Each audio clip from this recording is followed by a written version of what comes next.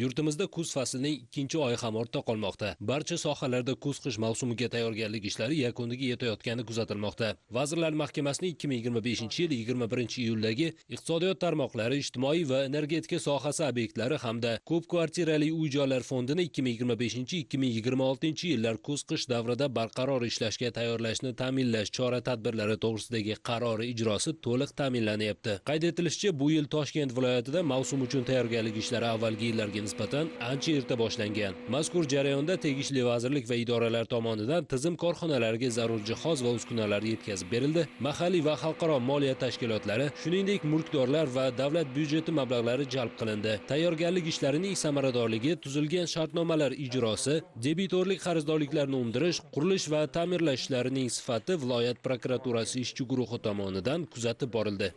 Toshkent viloyat prokuraturasi organlari tomonidan barcha hududlarda o'tkazilgan o'rganishlar davomida 200 dan ortiq muammo kamchiliklari aniqlanib, joyida bartaraf etilishi ta'minlandi. Kuz-qish chora-tadbirlar rejasiga ko'ra, ko'p qavatli uy-joylarning 295 tasida tom qismi, kirish yo'laklari, elektr shitlari, ichimlik suv ta'minotining 177 kilometr tarmoqlari, 200 dan ortiq nasoslari ta'mirlandi.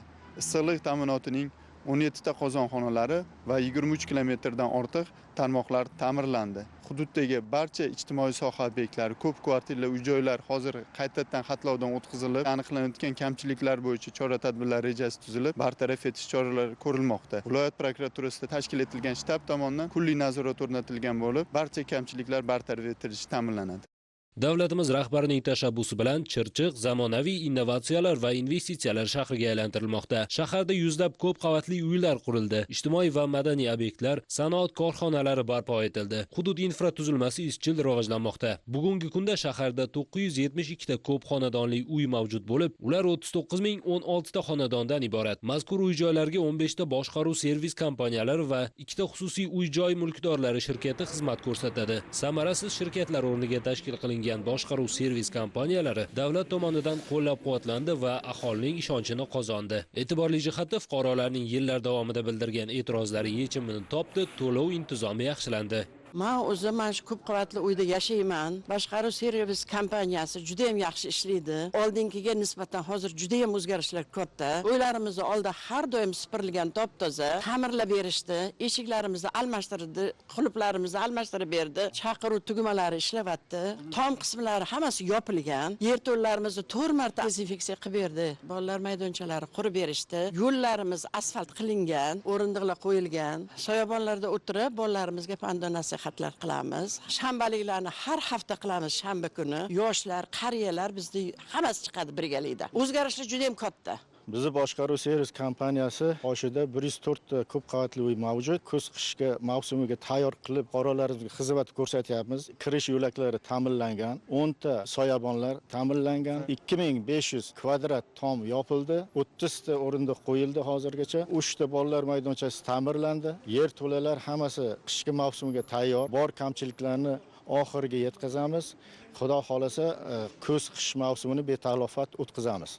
Viloyat prokurori tashabbusi bilan ayrim hududlarda boshqaruv servis kompaniyalari ishchilari, mahalla faollari va aholi ishtirokida hasharlar tashkil etilmoqda. Bu tadbirlarda hudud chiqindi va xazonlardan tozalanyapti. Begona o'tlar o'rildi, irrigatsiya tarmoqlari tiklandi. Bolalar maydonchalari, o'rindiqlar, tungi yoritish tizimlari ko'rikdan o'tkazildi. Shuningdek, ko'p yillik daraxtlarga shakl berildi. Yashil maydonlarni sug'orish tizimlari ko'rib chiqildi va kuzgi ko'chat ekish uchun yer maydonlari tayyorlandi. Boshqaruv servis kompaniyalariga berilgan imtiyozlar ularning moddiy texnik salohiyatini mustahkamlaydi. Uy-joy fondi, hudud tozaligi, obodonlashtirish va ta'mirlash ishlari ushbu kompaniyalar tomonidan amalga oshirilmoqda. Ayrim boshqaruv servis kompaniyalari yangi xizmat turlarini joriy etish, qo'shimcha ish o'rinlarini yaratish va daromad manbalarini kengaytirish ustida ish olib bormoqda.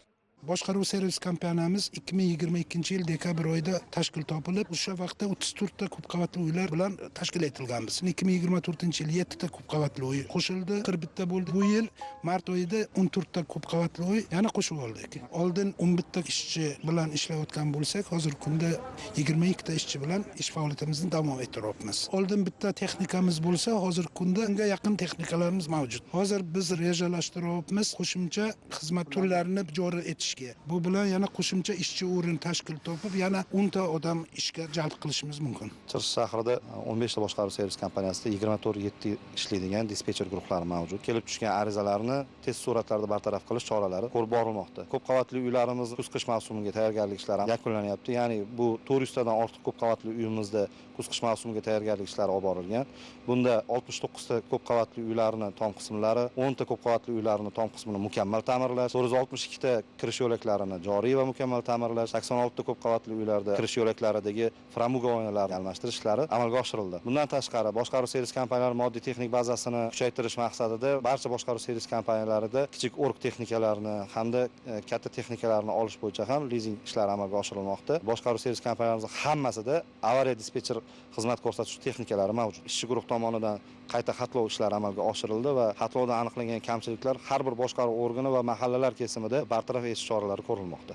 Issiqlik ta'minoti korxonalarida qozonxonalar energiya tejamkorligini ta'minlashga alohida e'tibor qaratildi. Chirchiq issiqlik ta'minoti mas'uliyati cheklangan jamiyatning 13,2 milliard so'm debitorlik qarzi qisqartirildi. 8 ta qozon va 14 kilometr issiqlik tarmoqlari ta'mirlandi. Yubileyniya qozonxonasida Turkiyada ishlab chiqarilgan 25 megavatlik 3 ta zamonaviy qozon o'rnatildi. Mazkur loyihaning umumiy qiymati 26,6 million dollarni tashkil etadi. Qozonxona to'liq avtomatlashtirilgan, inson omili aralashmaydi yopiq tizimda ishlaydi. U 176 ta ko'p qavatli uy va 9 ta ijtimoiy soha obyektini issiqlik va issiq suv bilan ta'minlaydi.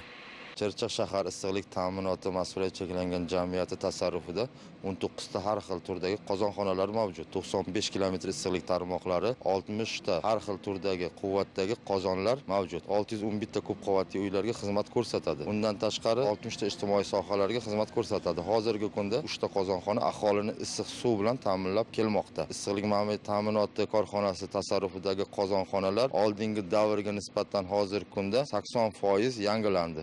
Ko'p qavatli uylarning 25%ga issiqlik ta'minlangan bo'lsa, hozirgi kunda 85% aholiga issiqlik ta'minlanib kelmoqda. Tashkilot tomonidan 14 xil qozonlar joriy ta'mirlandi. 14,000 kilometr issiqlik tarmoqlari joriy ta'minlandi. 2 kilometrdan oshiq issiqlik tarmoqlari izolyatsiya qilindi. Har xil turdagi 9 ta yangi nasos dvigatellar o'rnatildi. 8 ta qozonlar joriy ta'mirlandi. Har bir nasoslarga UKRM moslamalari o'rnatildi. Toshkent viloyati prokuraturasi tomonidan issiqlik ta'minotiga bog'liq masalalar o'rganildi. Kamchiliklar aniqlandi. Hozirgi kunda kamchiliklar bartaraf etilib, qozonxonalarimiz va issiqlik tarmoqlarimiz kuz-qish mavsumiga shay holga keltirildi. Shahar gaz xo'jaligida ham mavsumiy tayyorgarlik ishlari sifatli va muddatda bajarilmoqda. Xonadonlardagi eski gaz yondirgichlari zamonaviylarga almashtirildi. 3 bosqichli tizim 2 bosqichliga o'zgartirildi. Gaz bosimi past bo'lgan hududda 600 metr gaz quvuri yer ustiga chiqarildi va 478 ta xonadonda 2 bosqichli tizim joriy qilindi. Shuningdek, 1522 ta eski gaz jihozlari almashtirildi. 1,3 kilometr gaz quvurlari va 161 ta taqsimlash punkti ta'mirlandi. Mir Alisher mahallasining elektr ta'minoti yaxshilanishi maqsadida eski simyog'ochlar temir beton ustunlarga almashtirildi. Yangi transformatorlar o'rnatildi. Hozirda shahar elektr ta'minoti tizimi ham mavsumga to'liq shay holatga keltirilgan. Yil boshidan berilgan topshiriqga asosan jami 88 ta transformator mukammal ta'mirlandi va joriy ta'mirlash ishlari olib borildi. 167 kilometr havo tarmog'i mukammal ta'mirlandi. 27 kilometr havo tarmog'imiz rekonstruksiyaga tushgan. O'tgan yil tabiiy yo'qolishlar 12% atrofida bo'lardi. Hozirgi paytda 4-5 gacha tushirilyapti. Kuz-qish tayyorgarligi bo'yicha oxirgi transformatorni o'rnatdik. Kuz-qish mavsumi ta'mirlash ishlarini yakunlayapmiz. Toshkent viloyat prokurorining tashabbuslari bilan Chirchiq shahrida kuz-qish mavsumini betalofat o'tkazish va kommunal sohada debitor qarzdorliklarni qisqartirish hamda aholining to'lov intizomiga rioya qilish bo'yicha qo'shimcha kuchlar safarbar etilib, muayyan ishlar amalga oshirilmoqda. Shahardagi 972 ta ko'p qavatli uylarning mavsumga tayyorgarligi o'rganishlari olib borilmoqda. Aniqlangan kamchiliklar joyida bartaraf etish choralari ko'rilib, bu bo'yicha tuzilgan dalolatnomalar shahar prokuraturasi tashkil etilgan shtabga taqdim etilib kelinmoqda. Shahar hududida keng miqyosda ko'p qavatli uylar va ularga tutash bo'lgan joylarda obodonlashtirish ishlari olib borilmoqda. Mavsumga tayyorgarlik ko'rish uchun dasturga kiritilgan 54 ta ko'p qavatli uylarning 12 tasida aniqlangan kamchiliklar bartaraf etish choralari ko'rildi. Berilgan qo'shimcha vazifalar ijrosi nazoratga olingan.